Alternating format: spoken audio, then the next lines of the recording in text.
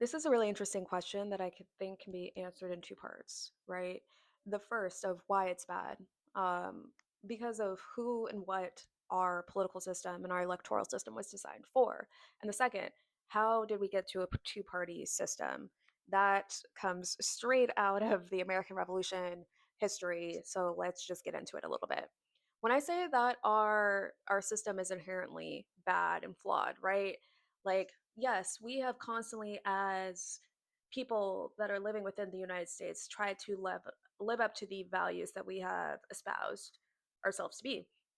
But at the end of the day, the reality is that the founders and the framers of the Constitution never imagined that somebody like me would be a full citizen of this country.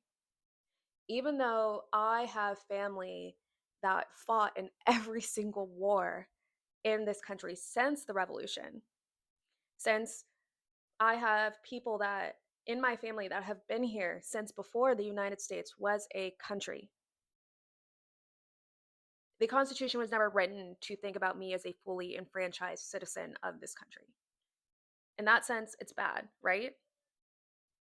Number two, to your question of how did we get here? Where does it say that we have to be a two-party system? There is nothing explicitly written into the Constitution outlining the fact that the United States should be a two-party system. But here's the thing. The founders and the framers of the Constitution, of the Bill of Rights, um, did set everything up to ensure that there would be a two-party system. I would say instead of looking at the Supreme Court and look at rulings, you should look at the Federalist Papers that Madison wrote. I was a poli sci major in undergrad. I have my master's degree in public policy from an Ivy League university, right? I spent a lot of time reading the Federalist Papers, particularly number 10. So Madison was very concerned about balancing these two things, about balancing the tyranny of the kings and then the tyranny of the majority. And at the foundation in the onset of what we now know as the United States of America, there was a very big concern about not wanting to, number one, replicate the monarchy, which we are trying to free ourselves from.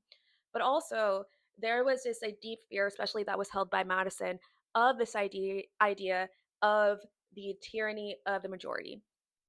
And this idea is based in the fact that there was a deep held belief by him that individuals and groups are inherently self interested.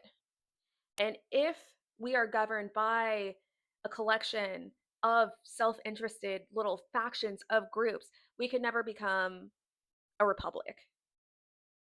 That is the foundation of what I'm talking about. And I can get into that a little bit more, but look at the Federalist Papers.